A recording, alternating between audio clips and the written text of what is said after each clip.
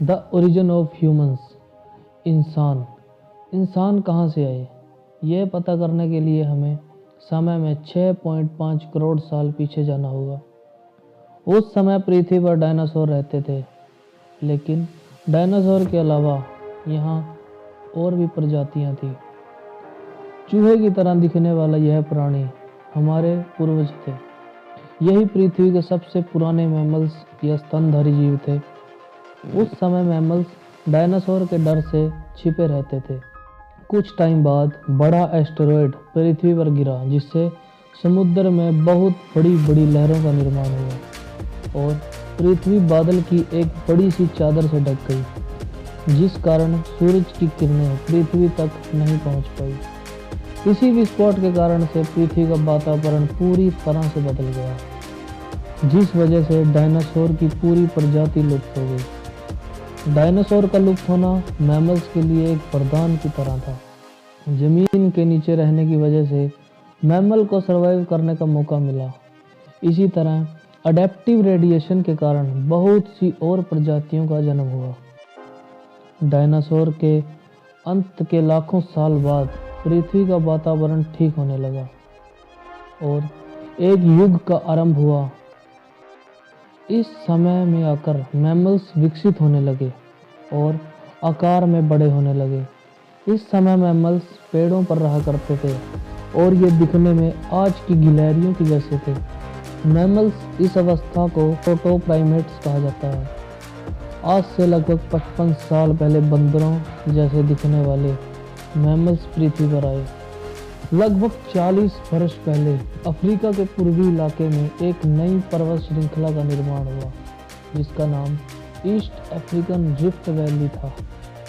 इस पर्वत की वजह से क्लाइमेट में बदलाव आने लगा और ये पर्वत मौसमी हवा को रोकने लगा और यहाँ बारिश कम होने लगी।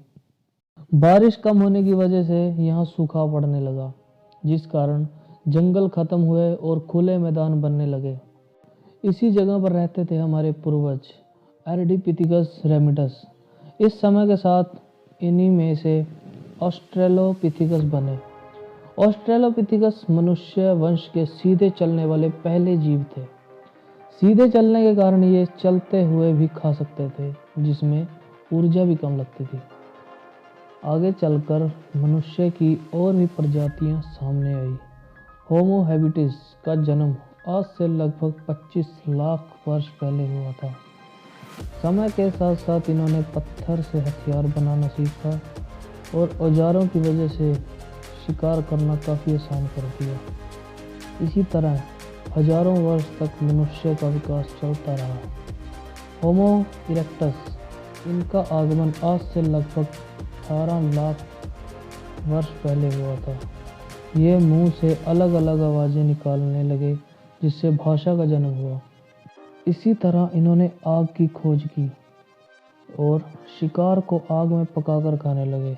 इसके अलावा आग इन्हें गर्मी, रोशनी और अन्य जानवरों से सुरक्षा देती थी। होमो इरेक्टस एक साथ ग्रुप बनाकर रहने लगे, जिससे इनके परिवार का निर्माण हुआ।